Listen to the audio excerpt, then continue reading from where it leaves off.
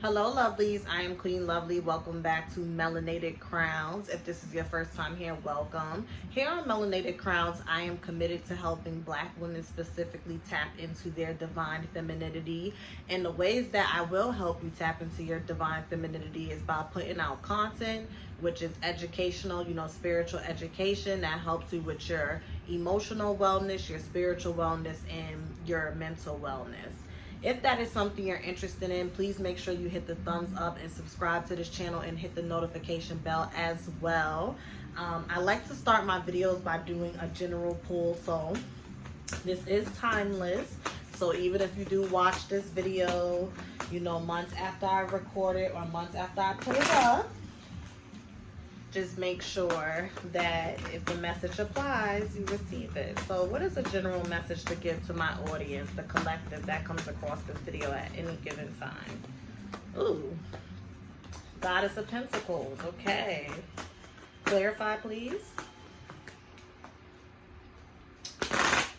I also would like to inform you that I am having an end of the summer sale. Okay, so end of the summer sale, that means you do 2 questions for $12.22. That is an email reading. And I'm also doing 15-minute phone readings for $22.22. So make sure you take advantage of that. If you would like to book and you're like, well, where do I book? I want to take advantage of that. Just look, you can pause this video, look at the link that's pinned in the comments as well as the link that's in the description box, and you click it. You don't need any coupon code. You just scroll down to the sales section and then you book. If you have any questions or you have any reservations, feel free to email me or hit me on IG in the DMs and I will answer them. On Sunday evening through Friday evening, I am not on social media, so the best way to reach me is through email. I'm always checking my emails, and if you have booked with me and you have my personal number, you can text me as well. So the message for the collective that comes across this video is the Goddess of Pentacles and the Goddess of Wands. I get that some of you are overworking yourself. It's 444, okay? I love that. That means the spirits are around us.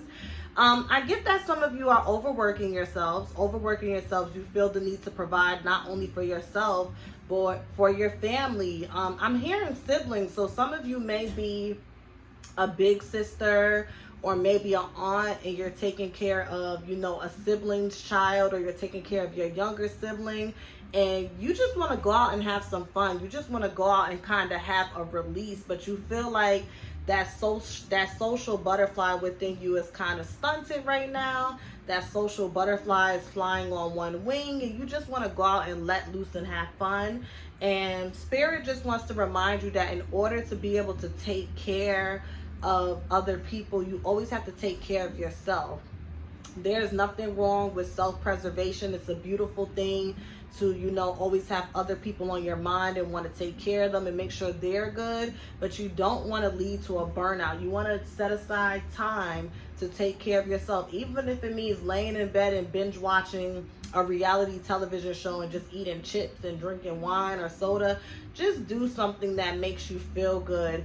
And when you do get back to your schedule of taking care of your responsibilities, have a morning routine where you wake up and you meditate for 5 minutes. You do some deep breathing, you do some stretching, you do some praying, some journaling, listen to some music, have a jam session. I like to wake up and put on Kim and Anita Baker and Sade, and I just like to get in that mood, and Janae Aiko and Summer Walker.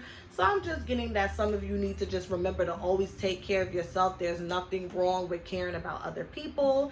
There's nothing wrong with taking on the responsibility to care for someone, but make sure you are putting yourself first, because I don't want you to burn out, and I want you to be able to go out and be that Goddess of Wands and be sultry and whatnot. So that is the general message. So this is part 2 of the father-daughter dynamic in the Black community. If you have not seen part 1, make sure you go and check that out before you see part 2, because this will be the wrap up, and then we will be moving on to the mother-daughter dynamic, and then we'll do the father-son and so forth and so on. But I just want to deal with the daughters right now because this is Melanated Crowns and it is about my Black women. So, I just want to make sure, we get some clarity on us first. So this is the wrap up. Okay, a card coming out to a cup. This is the wrap up. If you enjoyed the last video, make sure you hit the thumbs up. Make sure you subscribe and hit that notification bell. Be sure to check out my sale that I have going on. And yeah, let's just get into this reading. So the first question I want to ask, what are some spiritual imbalances that can be in a lineage to produce a man that feels the need to walk out on his daughter's life, feels the need to walk out on his family's life? What are some spiritual imbalances?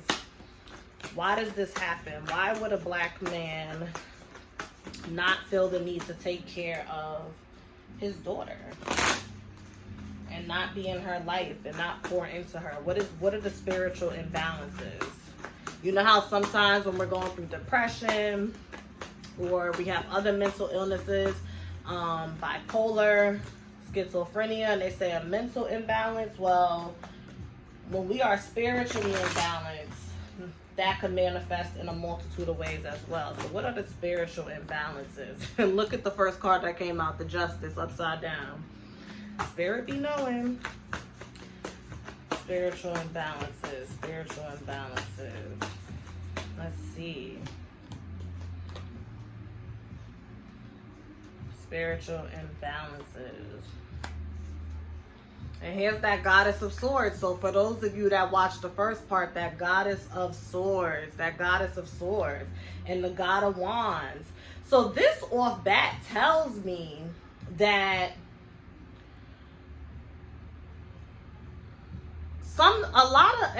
I'm not going to say a lot because I don't know that to be true, but what I'm hearing is that something that can make a man feel comfortable, to feel like that he can step away from his family, he could step away from his daughter's life, is that it happened to his mom. It happened to his mom. He grew up in a house where his mom was the sole provider and the sole caretaker, and she did everything. And the God of Wands, his father, I get, you know what I get? I get that sometimes it's a situation where a black boy, you know, can idolize his father. And his father can be a father that's not even 100% present. He doesn't come home to that house every night. It could be a co-parenting situation, but he still idolizes the image of his father. So you see, we have the Goddess of Swords and then we have the God of Wands, but they're separate. This is not a Ten of Cups. This is not even a Four of Wands. These are two separate entities, right? And I get that because the mother, and I'm not saying that this is a woman's job or it's her fault, but I feel like if the mom doesn't address the fact that the scales are uneven when it comes to the family dynamic, and she walks around, you see the woman holding the scale, so she's trying to wear the pants as well as be the mom. She's trying to be the nurturer and cook the meals and, you know, do the cleaning of the house, but also teach her son how to be a man. But then the blindfold is on. The blindfold is on. And what I'm hearing right now, it's the blind leading the blind, because you have a son who's looking to his mother in efforts to learn how to be a man, and then you have a woman who's trying to teach her son how to be a man. A woman can't teach a boy how to grow into a man because she doesn't know that experience. She may know it from watching it and observing it, but she hasn't lived that. So it's the blind leading the blind, and that's how the skills begin to become unbalanced, because you have this son growing up in a house where his father, he may know his dad. He may know his dad. He may see his dad. He may idolize his dad, but his parents are not together. His parents are not together. He doesn't experience his mother being the Goddess of Cups or the Goddess of Wands, because even if the father is in the picture, he's over here and mama's home doing most of the work, and then the father just kind of creeps in every now and then. Okay. Another thing, when I see the Justice skills, this talks about having a level of self-accountability, right? So I also feel like sometimes the mom won't address to her son what the father has done, and this allows the father to get away with having a level of self-accountability. So this is a spiritual imbalance that creates, what's the word? That creates, what is the word? Oh my God, I just went blank. What is the word? Creates a pattern. This is a spiritual imbalance that creates a pattern, because what I'm hearing from spirit is that a boy can grow up to know that his father is around, but his father may not be pouring into him the way that he's supposed to. His father is not teaching him that you are to be there every step of the way. You are to be present in this way and present in that way. So he's emulating what he has seen. I also get, because this judgment card is here, a spiritual imbalance could be, this talks about black men being in spiritual poverty. You're walking this path, this physical experience as a spiritual being, but you're unaware of that and you're not tapped in. I also get a lot of times black men, another spiritual imbalance that could lead to a black man abandoning his family is embarrassment of not living up to this goddess of pentacles type of energy. I always speak about this, how, you know, we can't allow things to possess us. You know, we have possessions, but we can't allow those possessions to have dominion over us. And I get that sometimes black men who walk away from their family is because they're ashamed that they were not able to economically, you know, uphold a standard that they made up in their head. You know what I mean? This is a standard that they made up in their head. This may not even be a requirement of the woman. This is a standard that they made up in their head. Like, they feel like as a man, as a black man, there's more pressure on them to present in an economical and financial way and provide in that way, and they're not able to. And what Spirit is saying is, but when you leave your family, you leave the woman to struggle anyways. So you walk away, you know, cutting off your nose to spite your face. You're sad because you're not able to be this goddess, this God of Pentacles, but then you leave your wife to struggle and hold the bag and balance everything. And once again, you see these two coins are not even balanced. She's standing up straight and strong and tall, but you see one pentacle is higher than the other, because there's only so much a black woman can do when she's raising her black son.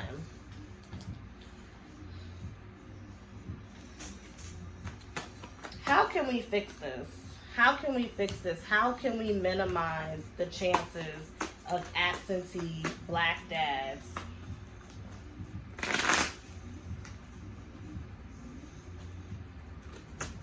How can we minimize the chances of absentee black fathers when it comes to them being in their daughters' lives? How can we minimize these chances? How do we remedy these problems? So it starts at home. It starts at home, and it kind of is very reminiscent to what I know to be true about my father. For those of you that's familiar, I have a video where it's called Healing My Deep-Rooted Daddy Issues, and I talk about doing heart chakra work for that. And we're going to have a series on chakras as well on this channel. And I know for like my father, he came home every night. My father would spend a lot of time outside of the home because he worked very far. We lived in Queens, New York, for those of you that's New Yorkers, and he worked all the way in Yonkers. So his commute alone to work was 2 hours. To get home, it was 2 hours. And then you have his 8 to 10 hours that he spends at work. So I would see him in the morning before he left when I'm going to school, me and my little brother. And then sometimes I may stay up late and wait for him, or I would be asleep. And then on the weekends, he didn't know how to emotionally be present for me or my brother. I remember there being father-daughter dances, all types of things that I wanted him to be a part of, and he just didn't know how to do it. And it wasn't until I started speaking to my uncle, which is his brother, and he told me how their dad was, it was like, okay, this is kind of learned behavior, you know. He didn't know how to be a father to us, and he didn't even know how to be what my definition or my idealistic vision of what a man should be is, because his father didn't teach him that. So going back to what I just talked about with that first pull, a man walking out of his daughter's life, and we'll get to the father-son dynamic as well in the Black family, that is, you know, unhealthy pattern down the lineage that comes from him watching his dad do that. So sometimes your dad can physically be in the picture, but emotionally and spiritually and any other capacity, he may not show up that way, and that can trickle down to a man later on not being in the picture at all. You know what I mean? So I just wanted to clarify that. So how do we remedy this? How do we remedy this?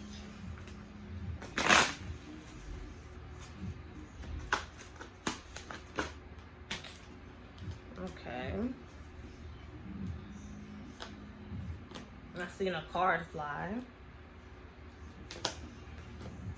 Let me just see what card that was.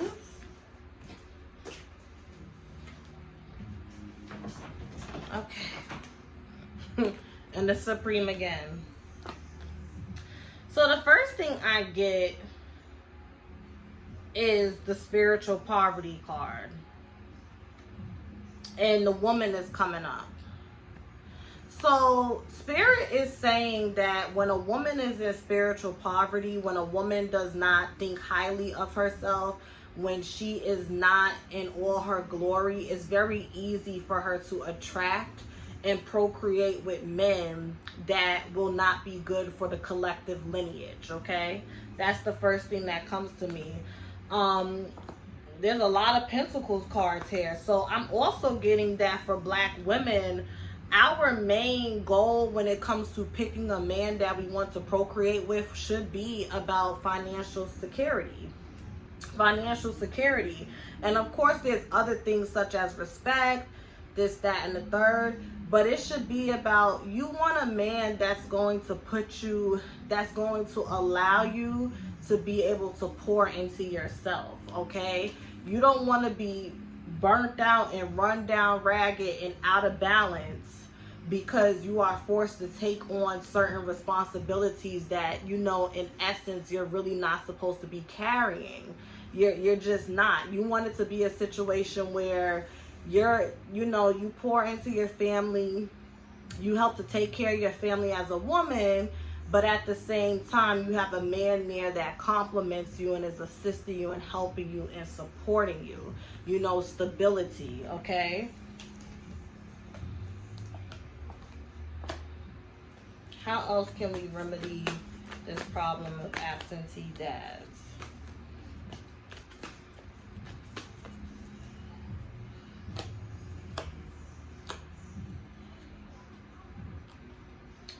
Work on yourself. Once again, work on having balance and stability in all areas of your life. Emotional balance, okay? Spiritual, economical balance, okay? Balance in how you react and balance with the way that you think. Work on that. Bring harmony. The number 8 deals with, you know, harmony and just, you know, balance across the board and just being in alignment. So make sure you are in alignment, because when you are in alignment, you're going to attract someone that's in alignment. Men who abandon their children and walk away from their family dynamics, they don't understand the meaning of spirituality, which is about having a heightened awareness of yourself and what you're here to do. They don't understand the meaning of their soul's purpose and their soul's contract, and those that have came before them to afford them the opportunity to be here and walk this physical experience we're having as spiritual beings. And they don't understand the responsibility of fulfilling karmic debt from, you know, past lifetimes and making it easier for their children. So that's why we attract men like that, because we don't understand it. You know what I mean? Like, we're not going to leave this earth knowing and understanding everything. But if you choose to be willingly ignorant or willingly blissful, then you will attract someone that's like that, and your kids, your lineage will suffer. Okay?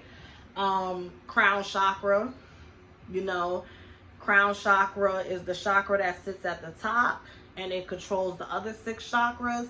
And that also allows you the ability to be balanced with the way that you think and the way that you move and the way that you process things.